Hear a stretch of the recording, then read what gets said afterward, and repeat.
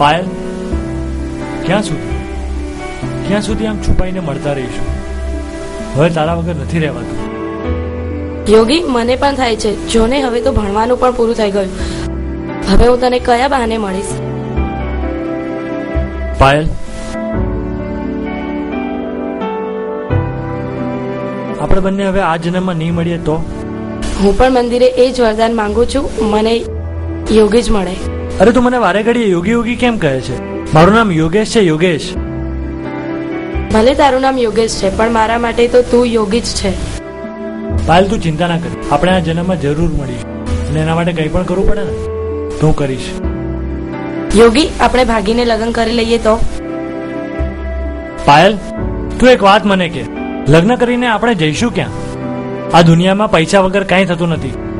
પ્રેમ તો આપણે એકબીજાને મનથી કરીએ છીએ, પણ પેટ છે ને, પેટ એ જ્યારે ભૂખ લાગશે ને ત્યારે ખાવાનું માંગશે, અને ખાવાનું માત્ર પૈસાથી જ મળે છે. એ વાત પણ સાચી છે. પાયલ, હું કંઈક વિચારું છું. હવે મંદિરે જઈએ, પછી આપણે કાલે નહીં પરમ દિવસે મળીશું. ચાલશે?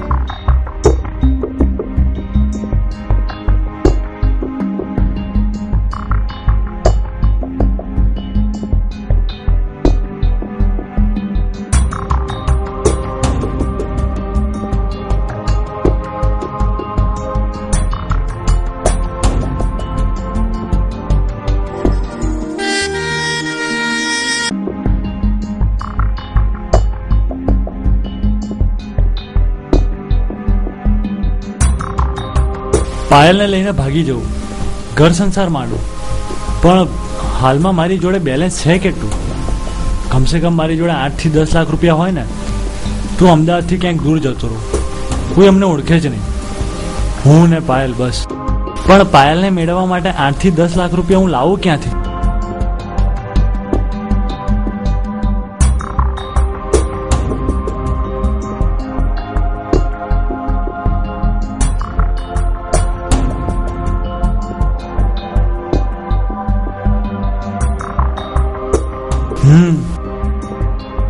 આ એક જ સોલ્યુશન છે કે જેનાથી મારા બધા જ પ્રોબ્લેમ જાતે જ સોલ્વ થઈ જશે. વિરેન, કેમ આ લોકોના મોઢા ચડેલા છે? ખબર નહીં, ઘરે કઈ પ્રોબ્લેમ થયો લાગે. ચલો પૂછે જ ખરા.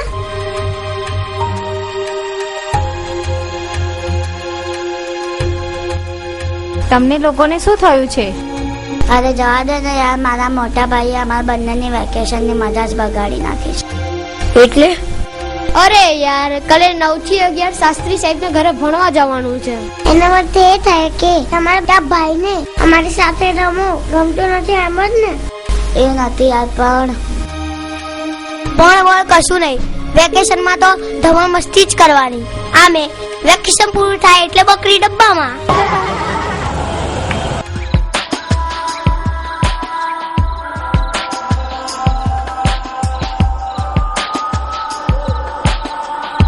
જો પાયલ, સામે જો, આ બધી જ પાર્ટીઓ છે ને, એમ સમજ કે આપણા સપનાઓને સાકાર કરવાનું ટોળું છે. તું બસ ખાલી ઈશારો કર, કાલે જ એનો વહીવટ, અને પરમ દિવસે આપણે અહીંથી રફુ ચક્કર. પેલી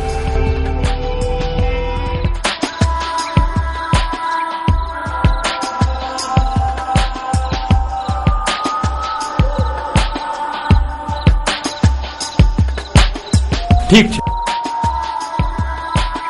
હવે તો એક કામ કર, આપણે બધી ઇન્ફોર્મેશન ભેગી કરી, ત્યાં સુધી હું વિચારું આપણો આગળનો પ્લાન શું છે.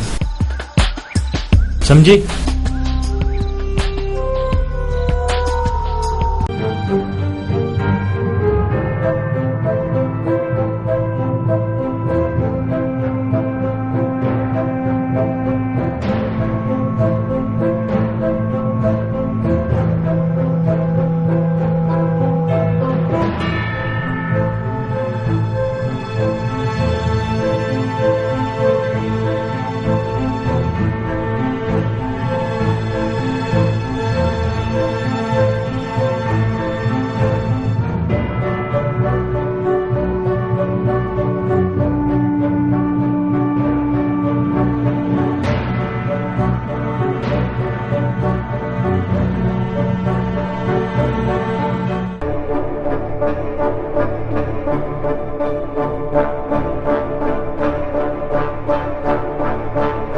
હાય.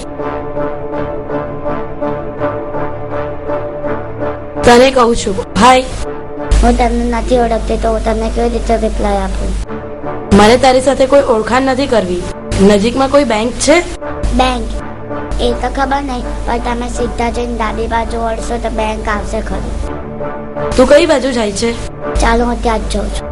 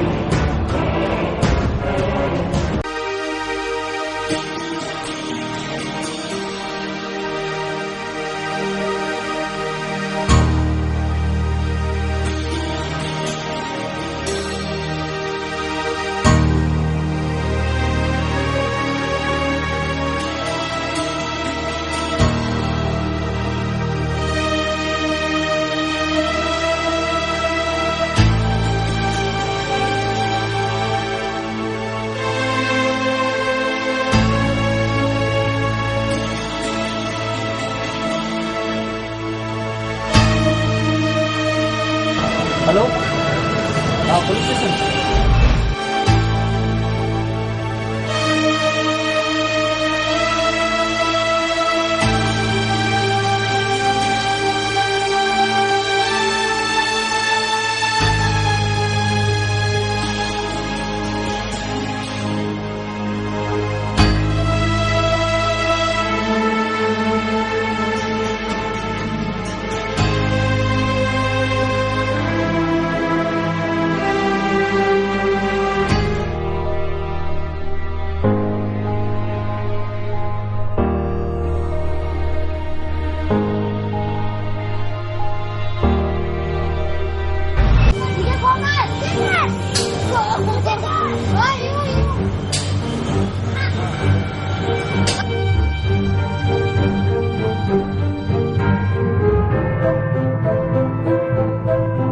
હવાલદાર, આ છોકરાઓની પૂછપરછ કરો.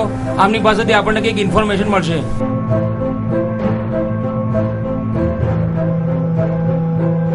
હેતવી તને છેલ્લે ક્યારે મળી હતી? અંકલ, અમને હેતવી પરમ દિવસે મળી હતી. ક્યાં? અહીંયા જ. બેટા, હેતવી જોડે તમે દરરોજ રમતા હતા? હા અંકલ, અમે લોકો સાથે રમતા હતા. તમે દરરોજ રમતા હતા ત્યારે કોઈ અજાણ્યા માણસો અહીં આવતા હતા? એક આંટી અને એક અંકલ 2-3 દિવસ પહેલા અહીંયા આવ્યા હતા. બેટા, એમને કેવા કપડાં પહેર્યા હતા? મને ખબર નથી. બેટા, એમની જોડે કયું વાહન હતું? એનો નંબર તમને ખબર છે? તો અમને ક્યાંથી ખબર હે? અમે તો અમારી મસ્તીમાં રમતા આવીએ ને. સર, અમે બાળકોની પૂછતાછ કરી લીધી. હા, તો કઈ નવું જાણવા મળ્યું? સર, એક કપલ જોઈને જતું રહેતું હતું. બસ, તો જોઈને જતા રહેતા હતા એમ? એનું વાહન કયું હતું, એનો નંબર કયો હતો, કઈ ખબર પડી? એની કઈ જાણ નથી. સારું, ઓકે. ગુનેગારો કેટલા પણ ચાલાક હોય પણ પોલીસના નેટવર્કથી તો નથી જ બચી શકતા. અહીં પણ કંઈક એવું જ બન્યું. ઇન્સ્પેક્ટરે ઘટના સ્થળ પર પૂછપરછ કરતા એક બાતમીદારના આધારે એક અજાણ્યું કપલ અહીં આવતું હતું તેની જાણ થઈ અને ત્યારબાદ પોલીસે તેમના બાતમીદારો દ્વારા આખરે પાયલ અને હેતવીને કબજામાં લીધા.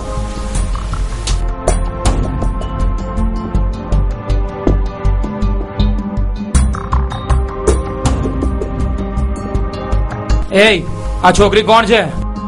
મારી ભત્રીજી છે. ના ના, મારી ભાણી છે. હા, તો શું નામ છે તારી ભાણીનું? પિંકી. પિંકી. બેટા, તારું નામ પિંકી છે? ના પોલીસ અંકલ. આવતી રે બેટા, ચિંતા ના કરીશ, મને બધી ખબર છે. હવાલદાર, લઈ લો આ છોકરીને.